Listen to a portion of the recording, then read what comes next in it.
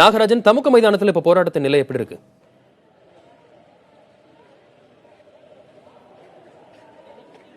வசந்த், அதாவது மதுரையை பொறுத்த வரைக்கும் மெரினாவில் எந்த அளவிற்கு கூட்டம் இருக்கிறதோ அதே போல இங்கேயும் எந்த அளவுக்கு சளைத்தவர்கள் என்பது போல இங்கு இரவு முழுக்க 2 லட்சத்திற்கும் அதிகமான மக்கள் கூடியிருந்தார்கள். தற்பொழுது பார்த்தீர்கள் என்றால் இந்த போராட்டத்திற்கு ஆதரவு தெரிவிக்கும் விதமாக குடும்பமாக மதுரை மாவட்டம் மட்டும் மற்ற சுற்றுவட்டார பகுதியிலிருந்து மக்கள் குடும்பத்தோடு ஆதரவு தெரிவித்து வருகிறார்கள். அப்படி ஒரு குடும்பம் நம்மோடு இருக்கிற அவரோட பேசலாம். சொல்லுங்க, இந்த போராட்டம் எப்படி இருக்கு? இதுக்கு எப்படி என்ன மாதிரியான ஒரு ஆதரவு தெரிவிக்க வந்திருக்கு? எங்க இருந்து வந்திருக்கீங்க? நாங்க மதுரை மாவட்டம் திருப்பரங்குன்றத்துல இருந்து வந்திருக்கேன். இங்க கடந்த 4-5 நாட்களாக தமிழரின் உரிமையை மீட்க மாணவர்கள் மற்றும் அமைப்புகள், மாணவியர் எல்லாம் சேர்ந்து கலந்து போராடிக்கிட்டு இருக்காங்க. இதுக்கு நாங்கள் இந்த பகுதி மக்கள் நாங்கள் உள்ளபூர்வமாக ஆதரவை தெரிவிக்கிறோம். அதை தெரிவிக்கும் முகமாக நாங்கள் இன்னைக்கு ஒரு நாள் இங்கே பங்கெடுத்துக்கிட்டு இருக்கோம் அந்த போராட்டத்தில். குழந்தைகள் கூட்டத்திருக்கீங்க, அதுக்கான நோக்கம் என்ன? இல்லை, குழந்தைகளுக்கும் விஷயங்கள் இப்போ எல்லாத்துக்குமே தெரியுது. நம்மளோட உரிமைகள் பறிக்கப்படுதுங்கிறது குழந்தைகள் தொலைக்காட்சி மூலமாகவும் எல்லாத்து மூலமாகவும் தெரிஞ்சுக்கிறாங்க. அதனால அவங்களும் ரொம்ப ஆர்வமா இருக்காங்க. நாங்களும் இதில் கலந்துக்கிறணும். எங்களால் இப்போ எல்லாருக்குமே ஒரு உணர்வு என்னன்னா, நம்மளால என்ன செய்ய முடியும், இவங்க போராடுறாங்களே, நம்ம என்ன செய்யலாம், நம்ம என்ன செய்ய முடியும் அப்படிங்கிற உணர்வு எல்லாத்துக்கும் வந்துருச்சு. இளைஞர்களோட போராட்டத்தை எப்படி பாக்குறீங்க? நீங்க ஒரு மாணவியா வந்திருக்கீங்க, இதை எப்படி பாக்குறீங்க சொல்லுங்க. எனக்கு பார்க்கும்போது ரொம்ப சந்தோஷமா இருக்கு. நானும் இதுல பார்ட்டிசிபேட் பண்ணணும்னு ரொம்ப ஆசைப்பட்டேன். அதே மணிக்கு இன்னைக்கு வந்துட்டேன். We want jallikattu and we support jallikattu. குடும்பத்தோட ஆதரவு எப்படி இருக்கு? ரொம்ப நல்லாவே சப்போர்ட் பண்றாங்க. எங்க குடும்பம் மட்டும் இல்ல, என் ஃப்ரெண்ட்ஸோட குடும்பம் எல்லாருமே ரொம்ப ரொம்ப பெரிய எழுச்சி போராட்டமா பார்த்து எல்லாருமே இதுக்கு சப்போர்ட் தெரிவிக்கிறாங்க. நீங்க சொல்லுங்க, என்ன படிக்கிறீங்க? நீங்க ஜல்லிக்கட்டு பாத்திருக்கீங்களா? இதுக்கு என்ன மாதிரியான ஆதரவு கொடுக்க வந்திருக்கீங்க? இல்ல, நான் இது வரைக்கும் ஜல்லிக்கட்டு பார்த்தது இல்ல. ஆனா எனக்கு அது பார்க்கணும்னு ரொம்ப ஆசை. போராட்டத்துக்கு கலந்துக்க வந்திருக்கேன். இந்த போராட்டத்தை பார்க்கும்போது உங்களுக்கு எப்படி தெரியுது? இளைஞர்கள் அதிகமா இருக்காங்க, சிறு குழந்தைகள் இருக்காங்க, பெரியவங்க இருக்காங்க. இதை எப்படி பாக்குறீங்க? சந்தோஷமா இருக்கு. நீங்க சொல்லுங்கம்மா, இந்த பெண்கள் அதிகமா பங்கேற்று இருக்காங்க. ஒரு குடும்ப தலைவியா நீங்க எப்படி பாக்குறீங்க? அதாவது அதிகமா குடும்பம் இல்லாத, அதாவது குடும்பத்திலிருந்து பெற்றோர்கள் இல்லாம தனியா பெண்கள் போராடிட்டு இருக்காங்க. இதை எப்படி பாக்குறீங்க? இது பெண்களுக்கு பாதுகாப்பா தான் இருக்கு. நாங்க இதை வரவேற்கிறோம். இதே மாதிரி போராட்டம் தொடர்ந்து நடக்கும். கண்டிப்பா ஜல்லிக்கட்டு எங்களுக்கு வேண்டும். அதாவது இந்த பகுதியை பொறுத்த வரைக்கும் ஏராளமான ஆண்கள் இருப்பது போல, ஏதாவது இளைஞர்கள் போராடுவது போல பெண்களும் அதிகமாக போராடுகிறார்கள். நாம் பார்க்க வேண்டியது ஒரு நீண்ட வரிசை. ஏனென்றால் இந்த பகுதியை பொறுத்த வரைக்கும் ஒரு நீண்ட தூரத்திற்கு இந்த பயணம் என்பது தொடங்குகிறது. எங்கு பார்த்தாலும் மக்கள் ஒன்று கூடி, அதாவது இளைஞர்கள் ஒன்று கூடி இந்த போராட்டம் என்பதும் கோஷம் என்பதும் தொடர்ந்து ஒலித்துக் கொண்டே வருகிறது. இவர்களை பொறுத்த வரைக்கும் அதாவது 5வது நாள் இந்த போராட்டம் தொடர்ந்து நடந்து பெற்று வந்தாலும் எல்லளவும் அந்த உற்சாகம் குறையாமல் தொடர்ந்து இந்த போராட்டத்தை கடைபிடித்து வருகின்றனர். இவர்களுக்கான ஆதரவு என்பது நாளுக்கு நாள் கூடி வருவதும், அதே போல இவர்களுக்கான உணவு, குடிநீர் என பல்வேறு வகைகளில் மற்ற மக்களின் ஆதரவு என்பதும் மிகுந்த அளவில் பெருகி வருவது என்பது இவர்களுக்கு மிகுந்த ஒரு உற்சாகத்தை கொடுத்துள்ளது என்று சொல்லலாம். இந்த நிலையில் அது மட்டுமில்லாது இன்று ஒரு மிகப்பெரிய அளவில் மழை ஒரு பாதிப்பை ஏற்படுத்தியிருந்தது. ஆனால் மழையை கூட அவர்கள் பொருட்படுத்தாமல், அதாவது எந்த ஒரு தடையும் பொருட்படுத்தாமல் அவர்கள் இந்த போராட்டத்திற்கு வலு சேர்த்து வருகிறார்கள். இங்கு மாணவர்கள் அதை பார்க்க முடிகிறது. ஏனென்றால் பெரும்பாலும் இளைஞர்கள் அதிகம் இருக்கிறார்கள். உற்சாகம் மிகுந்த இளைஞர்கள் இரவு முழுக்க அவர்கள் அனைவருக்குமே மிகப்பெரிய ஒரு உற்சாகத்தை, மற்றவர்கள் அந்த உற்சாகத்தை வழங்கி கொண்டிருக்கிறார்கள். அந்த உற்சாகம் தான் இதனை தாண்டி, அதாவது இளைஞர்கள் தாண்டி பெரியவர்கள் வரைக்கும் அவர்களை வரவேற்றிருக்கிறது. இங்கு பார்க்கலாம், குடும்பமாக குழந்தைகளை கூட்டிக் கொண்டு வருகிறார்கள். நீங்க எந்த பகுதியிலிருந்து வரீங்க? இந்த போராட்டத்தை எப்படி பாக்குறீங்க? நாங்க மதுரை அண்ணாவில இருந்து வரோம். ஜல்லிக்கட்டுங்கிறது பாரம்பரியம். அதை யாராலையும் அழிக்க முடியாது. இது பீட்டா தடை செய்யணும். எங்களுக்கு ஜல்லிக்கட்டு வேணும். தமிழோட உணர்வு கலாச்சாரம் எல்லாமே ஜல்லிக்கட்டு தான். அதை கண்டிப்பா இது பண்ணணும். அவசர சட்டம் கொண்டு அதை நிறைவேற்றணும். நிரந்தரமா கொண்டு வரணும். அவசர சட்டம் கொண்டு வரக்கூடாது. இதனால நான் களைய மாட்டோம். அவசர சட்டம் கொண்டு வந்தாலும் நான் களைய மாட்டோம்.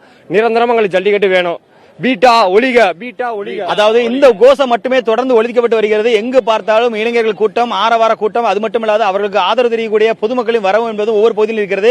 மெரினாவில் எவ்வாறு ஒவ்வொரு பகுதியிலும் சிறு சிறு குழுக்களாக பிரிந்திருந்து அந்த பரப்புரைகளை மேற்கொள்கிறார்களோ அதே போல இங்கேயும் ஒவ்வொரு குழுக்களாக பிரிந்திருந்து அவர்கள் அனைவருக்குமே பொதுமக்களுக்கு தெரியப்பட வேண்டிய, அதாவது இளைஞர்களுக்கு என்ன தெரியப்பட வேண்டும், அதாவது நச்சுத்தன்மை மிகுந்த காய்கறிகளை எப்படி தவிர்க்க வேண்டும், அதே போல இயற்கை வேளாண்மை எந்த அளவுக்கு முக்கியம், அந்த வேளாண்மைக்கு எந்த அளவிற்கு இந்த காளைகள் முக்கியம் என்பது தெரிவிக்கிறார்கள். அது மட்டும் இல்லாது பசும்பால் என்பதும், அதுவும் நாட்டு மாடுகளின் பயன்பாடு குறித்தும், நாம் எவ்வாறு தமிழர்களும் ஒட்டுமொத்தமாக கொஞ்சம் கொஞ்சமா நசுக்கப்படுகிறார் என்பது குறித்தும் தொடர்ச்சியாக ஒவ்வொருத்தருக்கும் சொல்லப்படுகிறது. இது இங்குள்ள மக்களுக்கு மிகப்பெரிய ஒரு விழிப்புணர்வு ஏற்படுத்த மட்டுமில்லாமல் இளைஞர்களுக்குள் மிகப்பெரிய ஒரு தன்னெழுச்சியை அதிகப்படுத்தும் விதமாகவே இது அமைந்திருக்கிறது. ஏனென்றால் இங்கு இந்த கோஷங்கள் கொஞ்சம் குறைந்த மாதிரி இல்லை. இவர்களுக்கு ஆதரவு தெரிவிக்கக்கூடிய இளைஞர்களுடைய எண்ணிக்கையும் தொடர்ச்சியாக அதிகரித்து கொண்டு இருக்கிறது. அதாவது மதுரையை பொறுத்த வரைக்கும் மிகப்பெரிய ஒரு தன்னெழுச்சி மட்டுமில்லாது அனைவருக்கும் ஒட்டுமொத்த ஒரு ஒருமித்த கருத்தையும் மற்றவர்களுக்கு ஒற்றுமையாக எப்படி இருக்க வேண்டும், மற்றவர்களுக்கு எப்படி உதவ வேண்டும், மற்றவர்களோடு சேர்ந்து போராடுவதற்கு குறித்தும் எல்லா வகையிலும் அவர்களுக்கு உதவி செய்து வருகிறார்கள். அதே போல ஒரு தன்னெழுச்சியாக மாறி வருகிறார்கள். இந்த போராட்டம் என்பது இவர்களுடைய மிகப்பெரிய ஒரு ஒற்றுமையை ஏற்படுத்தி மட்டுமில்லாமல் அடுத்த கட்டமாக மற்ற எந்த ஒரு விஷயத்திற்காகவும் தங்களால் ஒன்று கூட முடியும் என்ற ஒரு நம்பிக்கை இவர்களுடைய ஏற்படுத்தி சொல்லலாம். இங்கே பார்க்கலாம், இவர்கள் சேவ் ஜல்லிக்கட்டு, அதாவது கொம்பு வச்ச சிங்கம் என்று தங்களது டிஷர்ட்களில் பொறித்துக் கொண்டு இது எந்த வகையிலும் நாங்கள் சளைத்தவர்களா, யாருக்கும் சளைத்தவர்கள் என்பதை காட்டிக் கொண்டிருக்கிறார்கள். இந்த இளைஞர்கள் கேட்கலாம், சார் சொல்லுங்க, இந்த இப்ப ஏற்கனவே மழை பெஞ்சிட்டு இருந்தது, உங்க போராட்டம் ஏற்கனவே தன்னெழுச்சி 5வது நாளா மிகப்பெரிய அளவில் நடந்துட்டு இருக்கு. இது கடல இரும்பு காலையான அந்த ரயில கூட நீங்க நிப்பாட்டிருக்க அந்த இளைஞர்கள் போராட்டம் நீங்க பார்க்க முடியுது. மதுரை இந்த அளவுக்கு தன்னெழுச்சி ஆயிட்டு இருக்கு. இந்த போராட்டம் அடுத்த கட்டமா என்ன மாதிரி போயிட்டு இருக்குன்னு நினைக்கிறீங்க? ஏன்னா மத்திய அரசு ஒரு அவசர சட்டம் பிறப்பிக்கணும்னு சொல்லி அதுக்கு ஒப்புதல் அளிக்கிறதுக்கு தயாரா இருக்காங்க. அடுத்த கட்டமா ஜல்லிக்கட்டு நடக்கிறதுக்கான ஒரு வாய்ப்பு இருக்கு. இந்த சூழ்நிலை உங்க போராட்டம் அடுத்த கட்டமா என்ன மாதிரி இருக்கும்? இல்ல, அடுத்த கட்டம் போராட்டம் எந்த மாதிரி இருக்கும் அப்படின்னா, இதுவரைக்கும் அமைதியா அற வழியில தான் போராட்டம் நடத்திட்டு இருக்காங்க. எல்லாருமே ஒவ்வொரு இடத்துல இருந்தும் எவ்வளவு தியாகங்கள் பண்ணிட்டு தான் நம்மளுடைய உரிமையை எக்காரணம் கொண்டு விட்டு கொடுக்க கூடாது அப்படிங்கிறதுக்காக குரல் எழுப்பிட்டு இருக்காங்க. 3 மணில இருந்து இந்த பக்கம் மழை பெஞ்சு இப்ப எல்லாருமே அதை சுத்தம் பண்ணி அவங்கவுங்க இருக்கையில எல்லாருமே உட்கார்ந்து இருக்கிறாங்க. எங்க இருந்து நாங்க நகலவே மாட்டோம், எங்களுடைய உரிமையை கண்டிப்பா நாங்க மீட்டெடுத்து தீர்வோம், எங்களுக்கு வெற்றி அப்படிங்கிற ஒரு விஷயத்த நாங்க எங்களுக்கு எப்போ கிடைக்குதோ அப்ப மட்டும் தான் இந்த இடத்துல இருந்து நாங்க நகல்வோம் அப்படின்னு சொல்லியிருக்காங்க. சோ ஆக அடுத்த லெவல்ல எல்லாத்தையுமே அறவழியில பொறுமையான முறையில தான் இதை கையாளணும்னு நினைச்சிருக்காங்களே தவிர இதை ஒரு பெரிய பிரச்சனையாவோ இதன் மூலமா மக்களுக்கு நாங்க வேற மாதிரி ஒரு திசை திருப்பி ஒரு சில விஷயங்கள் செய்யணும் அப்படின்னு அவங்க நினைக்கவே இல்லை. சோ கண்டிப்பா இது ஒரு வெற்றியான ஒரு முயற்சி, வெற்றியான ஒரு கூட்டணியா தான் இருக்கு. நேத்து எந்த அளவுக்கு கிட்டத்தட்ட ஒரு 6 லட்சம் 7 லட்சம் மக்கள் இந்த பகுதியில ஒன்னா சேர்ந்தாங்களோ அதே மாதிரி இப்பயும் படையெடுத்து ஒவ்வொருத்தவங்களும் வந்துட்டு இருக்காங்க. நிறைய கிராமங்கள்ல இருந்து மக்கள் எல்லாம் வந்திருக்காங்க.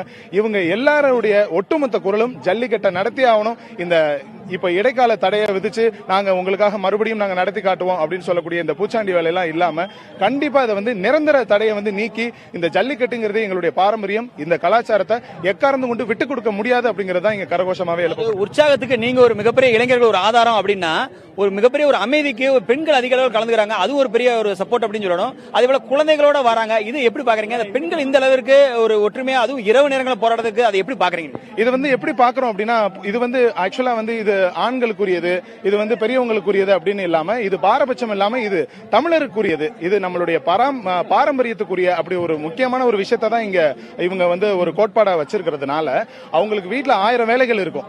எத்தனையோ விஷயங்கள் இருந்தாலும் அந்த வேலையெல்லாம் எதை நோக்கி இருக்கு, எதுக்காக நம்ம இவ்வளவு போராடுறோம், நம்ம எதை நோக்கி போயிட்டு இருக்கோம் அப்படிங்கறத ரொம்ப தெளிவாவே மக்கள் இப்ப புரிஞ்சுக்கிட்டாங்க. ஆக நான் வீட்டு வேலையை கூட நான் அப்புறம் பாத்துக்குவேன், நாட்டு வேலையை முதல்ல பாக்குறேன், அப்புறம் நான் வீட்டு வேலையை பாக்குறேன், வாடி வாசலை திறந்தா தான் நான் என் வீட்டு வாசலை திறப்பேன்னு சொல்லிட்டு பெண்மணிகள் எல்லாம் இங்க உட்கார்ந்து இருக்கிறது உண்மையிலே பார்க்கும்போது மனசுக்கு ரொம்ப சந்தோஷமா இருக்கு. அதே மாதிரி மேலும் ஒரு வார்த்தை கண்டிப்பாக பதிவு செய்ய வேண்டும் இந்த இடத்தில். அதாவது நேற்று ஒரு பெண்மணி பேசும்போது, அதாவது ஒரு இளைஞி பேசும்போது தெரிவித்தார் என்னவென்றால், காந்தி 12 மணிக்கு பெண்கள் தனியாக நடந்து சென்றால் சுதந்திரம் என்றார், ஆனால் நான் இங்கே நள்ளிரவு கூட மிகப்பெரிய இளைஞர் கூட்டத்தோடு இருக்கிறேன், இதுதான் எங்களுக்கு மிகப்பெரிய சுதந்திரம் என்கிறார்கள். எனவே அந்த அளவிற்கு ஒரு ஒத்துழைப்பை கொடுத்தது இந்த கூட்டம் தான். அது மட்டுமில்லாது இங்க பார்க்கலாம், மிகப்பெரிய அளவில் ஒரு கூட்டம் என்பது, அதாவது இங்கே பொறுத்த வரைக்கும் தொடர்ச்சியாக அது நீண்ட வரிசை, ஒரு மெரினா போன்ற ஒரு நீண்ட வரிசையில் இந்த சாலை முழுக்க இந்த கூட்டம் இருக்கிறது. இவர்களுக்கான ஏற்பாடுகள், அதாவது பல்வேறு கட்ட ஏற்பாடுகளும் இவர்களுக்கு செய்யப்பட்டு வருகிறது. இவர் இங்கே ஒரு மாற்றுத்திறனாளி இருக்கிறார், ஆனால் இவரது உள்ளம் எந்த அளவிற்கு நெஞ்சுரம் படுத்தது என்பது கடந்த 3 மணி நேரமாக இவர் கூட கொடுத்து, அதாவது பீட்டாவுக்கு எதிராகவும் ஜல்லிக்கட்டுக்கு ஆதரவாகவும் பல்வேறு கருத்துக்கள் தெரிவித்துக்கிறார். அவர்கிட்ட கேட்கலாம், சொல்லுங்க, தொடர்ச்சியா நானும் பார்த்துட்டு தான் அப்ப இருந்து தனியா நின்று பேசிட்டு இருந்தேன் மைக்ல, அது உங்களை சுத்தி ஏகப்பட்ட கூட்டம் இருந்துச்சு, என்ன சொல்லிட்டு இருந்தீங்க, இது எப்படி உங்களை இவ்வளவு தூரம் ஈர்த்திருக்கு? பொதுவாகவே ஒவ்வொரு தமிழனுக்கும் இருக்கிற ரத்தத்தில் ஊறிய ஒன்று கலாச்சாரமும் பாரம்பரியமும். ஸோ அந்த வகையிலே நேற்று மாலை பெங்களூரிலிருந்து கிளம்பி இன்று சென்னை செல்லாமல் தமிழ் வளத்தை உருவாக்கிய மதுரையை நான் இதில் பங்கு கொள்ள மிகவும் விருப்பம் கொள்கிறேன். அதனால் பங்கெடுத்துக் கொண்டேன். முடிந்தவரை என்னுடைய கருத்துக்களை நான் பதிவு செய்து விட்டேன். இந்த மதுரை மாநகரத்திலே குறிப்பாக இளைஞர் சமுதாயத்திற்காக, கலாச்சாரத்திற்காக, பாரம்பரியத்திற்காக பாடுபடும் இந்த இளைஞர்களை நானும் ஒருவனாக இருப்பதில் மிகவும் பெருமை கொள்கிறேன். தொடர்ச்சியாக கோஷமிட்டு அவரது ஒரு குரல் வளம் என்பது அமைதியாக இருந்தாலும் இவ்வளவு நேரம் அவர் மைக்கில் தொடர்ச்சியாக கோஷமிட்டு கொண்டிருந்தார். அந்த அளவிற்கு மிகப்பெரிய ஒரு தன்னெழுச்சியை அனைவருக்குமே தூண்டிவிட்டிருக்கிறது. இது நீண்ட வரிசை என்பது தொடர்ந்து கொண்டே செல்கிறது. இருந்தாலும் இந்த நடக்கும் பொழுது எங்குமே அந்த தலைப்பு தெரிவதில்லை. ஏனென்றால் தொடர்ச்சியாக இளைஞர்களது கூட்டமும் அவர்களது கரகோஷம் என்பதுதான் இவர்களுக்கு மிகப்பெரிய உற்சாகம். அது தொடர்ச்சியாக ஒவ்வொரு பகுதியிலும் எதிரொலிக்கிறது. இங்கு பார்க்கலாம் அவர்களுக்காகவே உணவு தயாரிப்பதற்காகவும்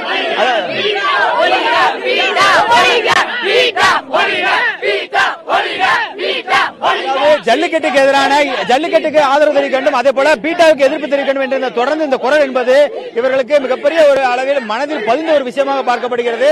இங்கே பார்க்கலாம் இவர்களுக்கு, அதாவது இந்த பகுதியை சேர்ந்த மற்றவர்கள் அவர் கேட்கலாம். சொல்லுங்க, இந்த இளைஞர்கள் குழந்தைகள் இந்த அளவுக்கு ஆர்வம் போராடுறதை நீங்க எப்படி பாக்குறீங்க? சுதந்திரத்துக்கு முன்னாடி இருந்த காந்திஜியினுடைய அறவழி போராட்டத்தை இப்பொழுது மாணவர்கள் பின்பற்றிக் கொண்டிருக்கிறார்கள். இதனுடைய போராட்டம் அமைதியாகவும் தீர்க்கமாகவும் ஒரே கோரிக்கையை முன்வைத்துமே நடைபெற்றுக் கொண்டிருக்கிறது. இங்க உள்ள பெண்களுக்கும் சரி எந்த விதமான தொந்தரவும் இல்லாமல் பாதுகாப்பு அமைதியான முறையில் நடைபெற்றுக் கொண்டிருக்கிறது. நேற்றைய கூட்டத்தை விட இன்றைய கூட்டம் அதிகமாக இருக்கும், மீண்டும் மீண்டும் அதிகமாகவே கூடிக்கொண்டிருக்கும். இதை தெரிவித்துக் கொள்கிறோம். எங்களுடைய கோரிக்கை நிறைவேற்றும் வரை நாங்கள் ஓய மாட்டோம். வெற்றி எங்களுக்கே என்பது தமிழர்களாக நாம் முடிவு செய்வோம் என்பதை. இளைஞர்கள் அதிகமா வந்திருக்கீங்க, இளைஞர்கள் அதிகமா வந்திருக்காங்க, நீங்க பெரியவர்களும் அதிகமா வந்து அவங்களுக்கு ஆதரவு தெரிவிச்சிருக்கீங்க. இந்த இளைஞர்கள் போராட்டத்தை மதுரையை பொறுத்தவரை நீங்க எப்படி பாக்குறீங்க? இது வந்து இந்த மத்திய அரசும் மாநில அரசும் நினைச்சிருந்தா முதவே இத்தனை இளைஞர்கள் வந்து இவ்வளவு மலையில கொட்டும் மலையிலையும் அவங்க படிப்பிழப்பெல்லாம் விட்டுட்டு இவ்வளவு போராட்டம் பண்ண தேவையில்லை. இவங்க முதவே பேசாம இருந்துட்டு இப்ப வந்து இந்த எம்பிகளும் இந்த அமைச்சர்களும் அவர் பாரத பிரதமரும் இப்ப எடுக்கிற ஸ்டெப்பை வந்து முதவே செஞ்சிருக்கலாம். இது வந்து காலம் தந்த தாமதம் இது வந்து செஞ்சது.